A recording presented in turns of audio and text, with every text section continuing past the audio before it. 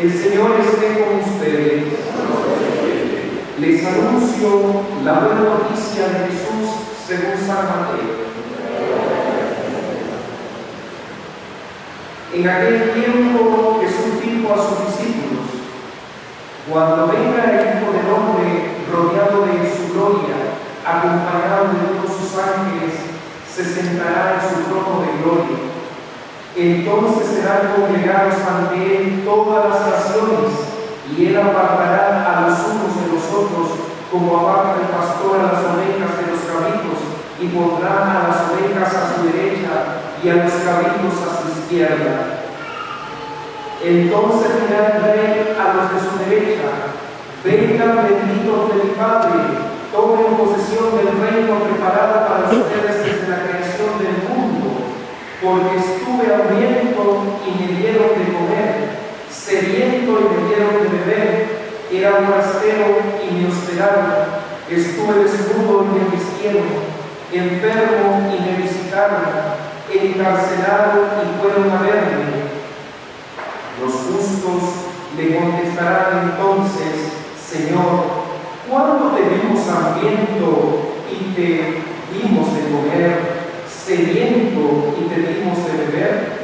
¿Cuándo te dimos de forastero y te hospedamos, o desnudo y te vestimos? ¿Cuándo te vimos enfermo o encarcelado y te fuimos a ver? Y el rey les dirá: yo les aseguro que cuando lo hicieron con el más insignificante de mis hermanos, conmigo lo hicieron. Entonces dirá también a los de la izquierda: apártense de mí, malditos, vayan al fuego eterno, preparado para el diablo y sus ángeles, porque estuve hambriento y no me dieron de comer, sediento y no me dieron de beber, era forastero y no me hospedaron, estuve desnudo y no me vistieron, enfermo y encarcelado y no me visitaron. Entonces ellos le responderán: Señor, ¿cuándo te vimos hambriento o sediento, de forastero o desnudo, enfermo o encarcelado, y no te asistimos? Y él les replicará: yo les aseguro que cuando no lo hicieron con uno de aquellos más insignificantes, tampoco lo hicieron conmigo. Entonces irán estos al castigo eterno y los justos a la vida eterna. Palabra del Señor. Pueden ponerse en contexto.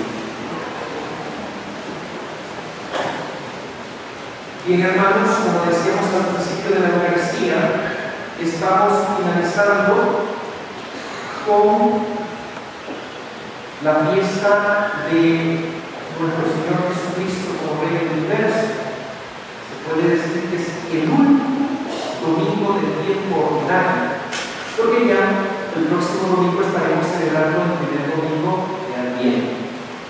Bien, ciertamente que cuando nosotros escuchamos esta expresión como Jesucristo Rey, hace relación a un rey, a Jesucristo como el Señor, como el Rey del universo, y por supuesto un rey tiene un reinado.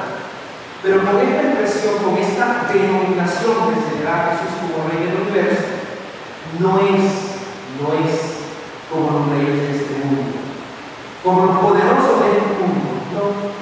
El reinado, el hecho de que Jesús sea Rey y sea proclamado por la Iglesia Católica como Rey del universo, es un reinado de la sencillez, de la humildad, de ese que es capaz de abajarse y de ir a los más sencillos, de compadecerse. Es un Rey misericordioso, es un Dios compasivo, es un Dios sencillo. Por tanto, a veces se puede confundir esta expresión y podemos pensar que Jesucristo es como los reyes y señores de este mundo, con un trono hermosísimo, majestuoso, una corona. No, imaginémonos pues cómo nace Jesús en un estado allá en una cueva en Belén. Nace sencillamente y es el Hijo de Dios. Entonces, celebrar la solemnidad de Jesucristo como Rey del universo es celebrar la fiesta de ese Rey. Y el mismo lo dice en su palabra: si mi reino fuera de este mundo, hubieran venido los soldados y me hubieran rescatado y no hubieran tomado preso. Pero mi reino no es de este mundo. Si mi reino fuera de este mundo, aquellos, los fariseos, los escribas, los doctores de la ley, hubiesen entendido perfectamente lo que yo les proclamaba. Pero mi reino no es de este mundo, porque el reino de Jesús, el reino que vino a instaurar Jesús, es un reino de justicia, de amor, de fraternidad, de esperanza, de convivencia entre todos y todas. Bien, en torno a esta fiesta entonces, la lectura de la palabra de este domingo nos presenta en la primera lectura una bellísima lectura tomada del profeta Ezequiel. Y justamente es una crítica que hace Dios a través del profeta Ezequiel. ¿Y por qué hace el profeta Ezequiel esta crítica? Porque hay pastores que han abandonado a sus ovejas. Y entonces el mismo Señor le habla a Ezequiel y le dice: manifiesta, dile a mi pueblo esto. Y por eso nosotros hemos escuchado esa primera palabra del profeta Ezequiel donde dice: esto dice el Señor tu Dios, yo mismo iré a buscar a mis ovejas, yo mismo velaré por ellas. ¿Por qué? Porque los pastores, los líderes religiosos de ese tiempo, los líderes políticos de ese tiempo se estaban sirviendo de esas ovejas. ¿Y quiénes son esas ovejas? Justamente el pueblo de Israel. Y Dios está mirando entonces. Dios no se hace ciego ni sordo ante el clamor, ante el padecimiento de su pueblo. Dios está mirando que su pueblo está siendo abandonada, tanto por los líderes políticos y también por los líderes religiosos de su tiempo.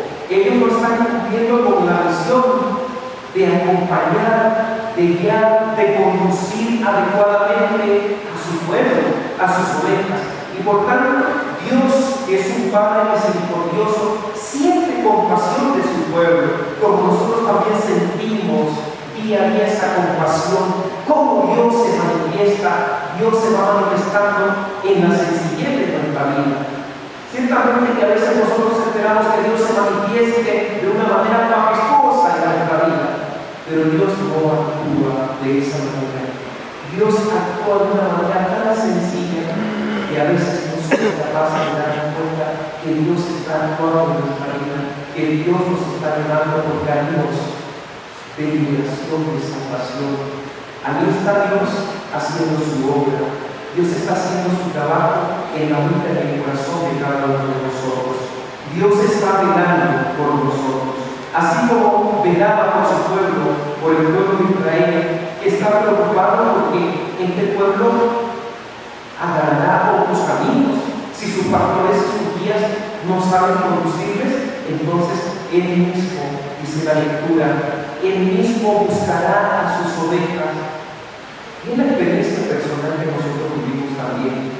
Cuando nosotros nos hemos alejado del Señor, como Dios, a través de mediaciones diversas, nos va haciendo que nosotros volvamos a su rebaño.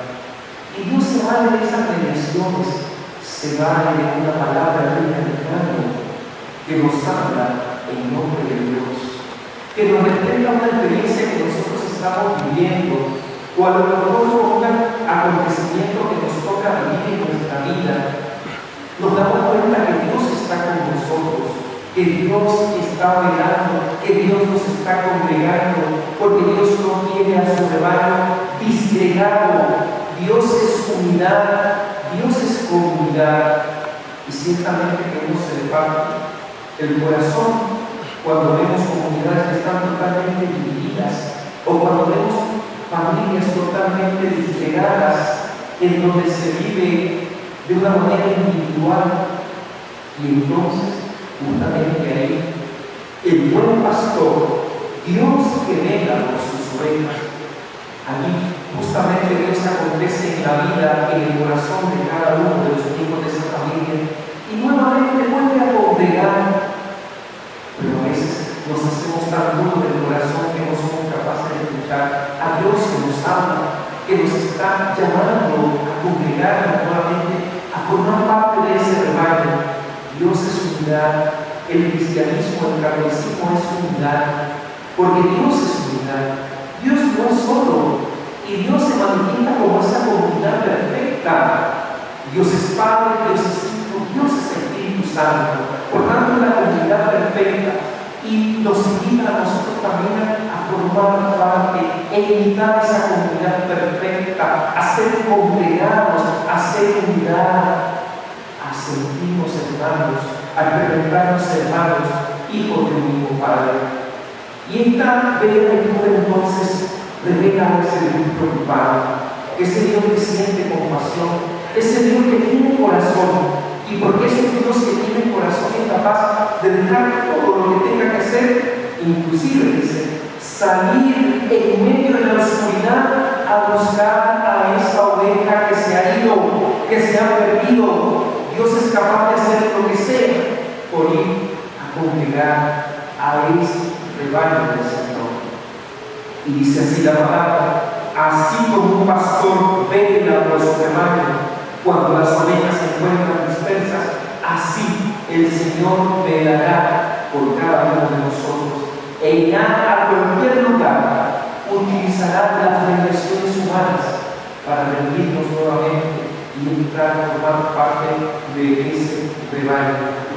Dice el Señor en su palabra: yo mismo, personalmente, el Dios de Jesús, apacentaré, cuidaré y haré a mis ovejas y las haré reposar.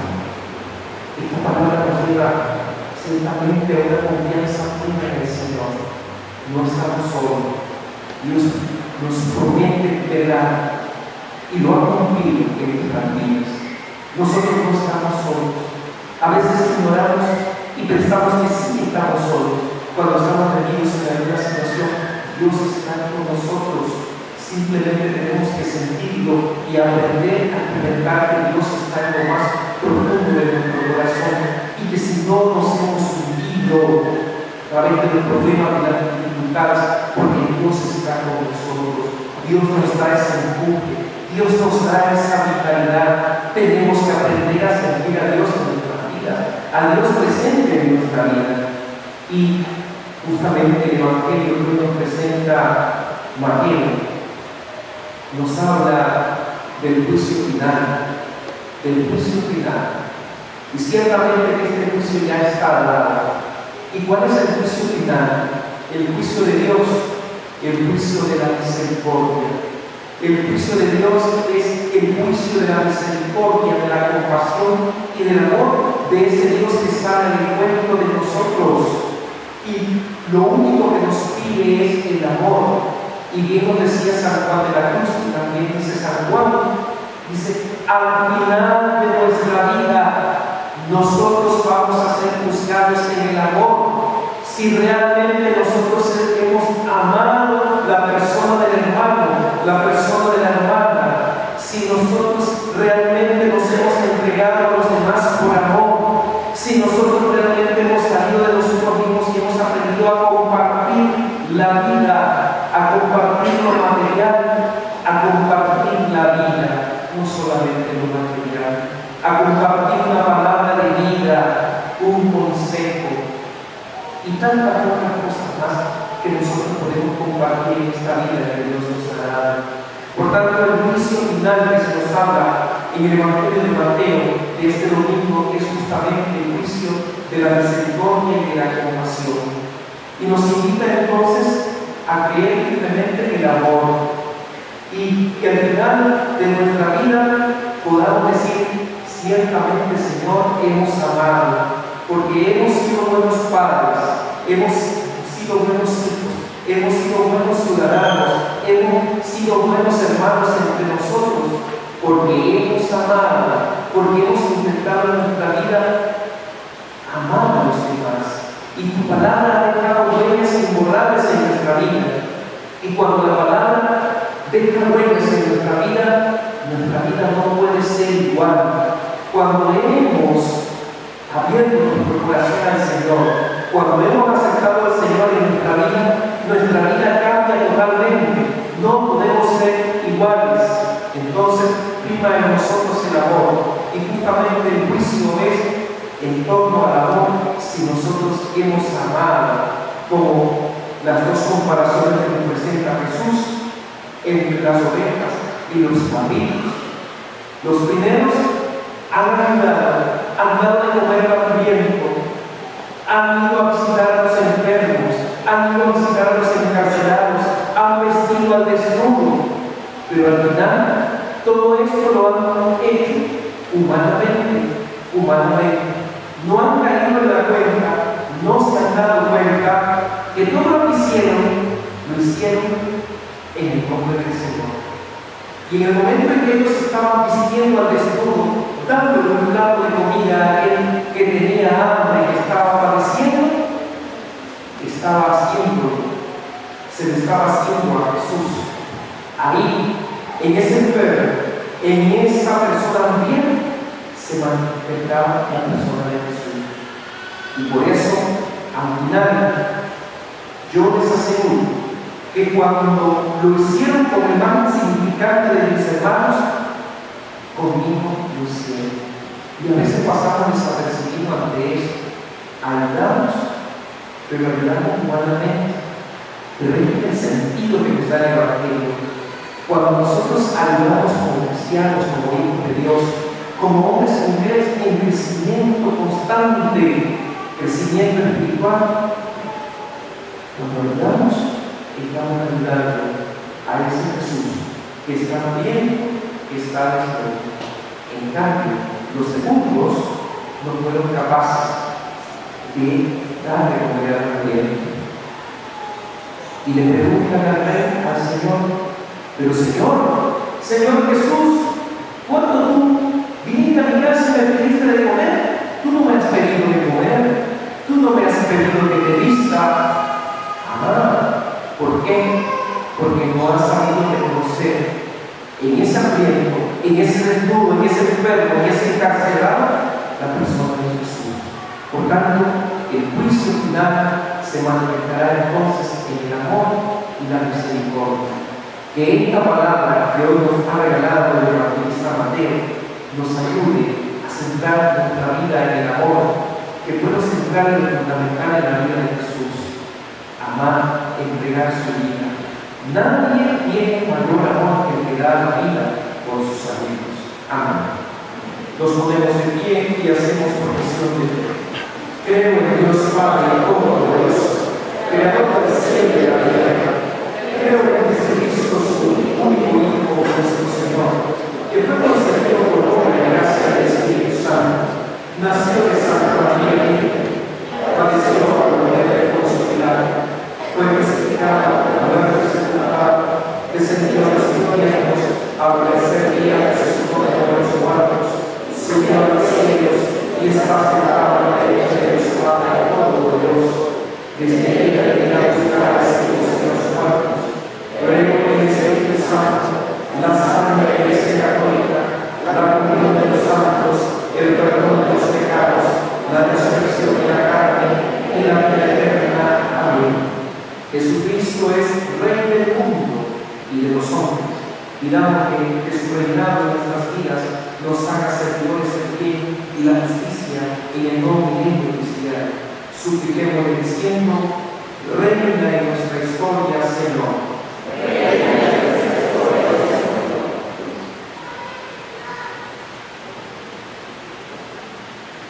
Por una iglesia al servicio de los pobres, oremos.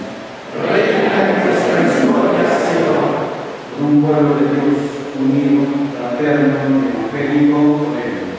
Reina en nuestra historia, Señor. Por unos gobernantes que obren con justicia, oremos. Reina en nuestra historia, Señor. Por una sociedad donde reine Cristo, por los valores de su reino, oremos. Reina en nuestra historia, Señor. Por una comunidad capaz de vivir cada día lo que se celebra en fe, oremos. Reina en nuestra historia, Señor.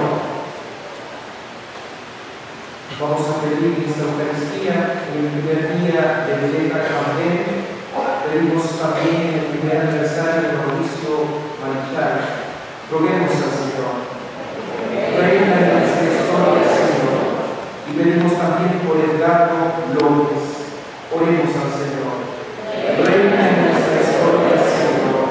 Padre de la vida, Dios del amor y de la vida. Escucha estas plegarias y estas súplicas que nosotros, tus hijos, te hemos presentado en esta Eucaristía, y escucha también